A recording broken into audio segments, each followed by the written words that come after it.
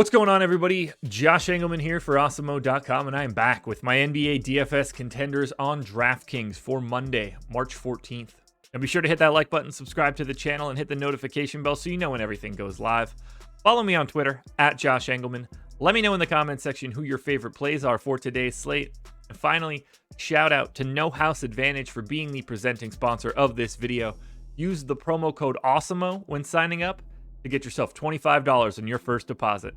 And we're rounding out the bottom of my top 10 with Donte DiVincenzo, Miles Bridges, Nick Batum, Luke Kennard, and Fred VanVleet on the outside looking in.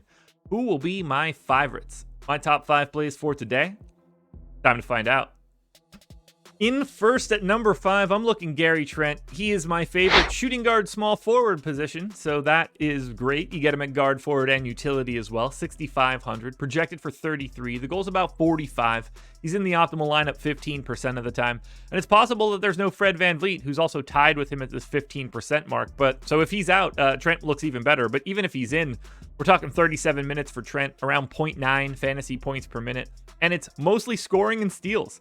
20.5 points, 4 boards, 2 assists, 1.8 steals, and 0.3 stocks. So we'll call it, or 0.3 blocks. So we'll call it 2 stocks. It's a pace-up spot against the Los Angeles Lakers team that probably couldn't stop me at this point. The defense is absolutely atrocious. So somebody like Gary Trent could just put a whooping on the Lakers. In at number 4, I'm really looking to pay up at point guard for Dejounte Murray. He's 10,800, projected for 58. The goal is 68, and he's in the optimal lineup 16% of the time. Murray has just been exceptional. I gave him 36 minutes. He's a 1.6 fantasy point per minute guy in this spot because taking on Minnesota, massive pace-up opportunity. They gained 3.4 possessions over their average, and Minnesota's defense is not anything I'm super worried about. It's basically a triple-double for Murray. 23 points, 11 rebounds, 9.8 assists. Oh, yeah, and 2.5 stocks. And this one should be competitive the full way. I don't know how you avoid someone like Dejounte Murray today. Very easy to get to on this slate, and the upside is massive. Taking a little bit of a step up in tier now, we're going to Charlotte for PJ Washington. He's power forward center eligible, 5,100, projected for 30. The goal's 37. He's in the optimal lineup 21% of the time. Now, the minutes are there. I got Washington in for 34, but he has been a very different guy starting alongside of Plumlee. Very low usage, around 14%. So keep your eyes peeled to that. But even still, the power forward center eligibility and the minutes are what stands out. 12 points, 7 boards, 3 assists, 2.3 stocks in a pace-up spot against an Oklahoma City team that should really make just about everybody look good.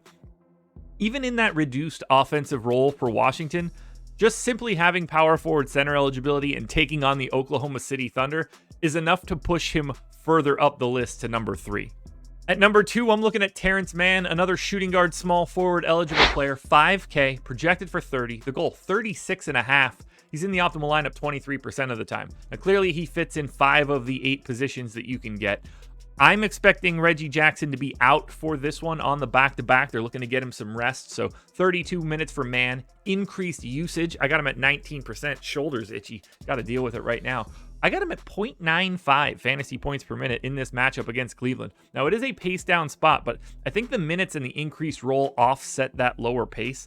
13 points, 7 rebounds, 4.5 assists, and a stock for Mann. But the fact that you can put him at shooting guard, small forward, guard forward utility at 5K in a starting role with their usage hog point guard likely not playing, that looks pretty darn good to me. Now, before we get to that number 1 contender, one last reminder, please hit that like button, subscribe to the channel, hit the notification bell so you know when everything goes live. Follow me on Twitter at Josh Engleman. Let me know in the comments who your favorite plays are, and then go sign up at No House Advantage using the promo code Awesemo. Alrighty, folks, your number 1 contender for today is Amir Coffey. Again, shooting guard, small forward eligible, but this time 3,700.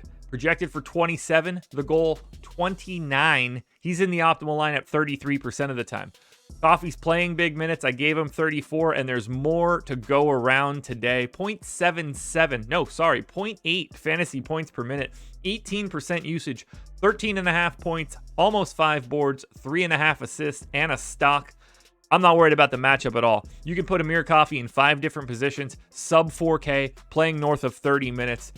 I'm not so sure what could change on this slate, even if Reggie Jackson is in. Amir Coffey is a fantastic value, unlocks the Dejounte Murrays of the world. Amir Coffey is my #1 contender for today. Alrighty, folks, that will do it. Those are my NBA DFS contenders on DraftKings for Monday, March 14th. FanDuel and Yahoo versions of this video are around here somewhere. Check it out. Good luck tonight, everybody. Win some money. We're back again tomorrow morning for another edition of the Contenders.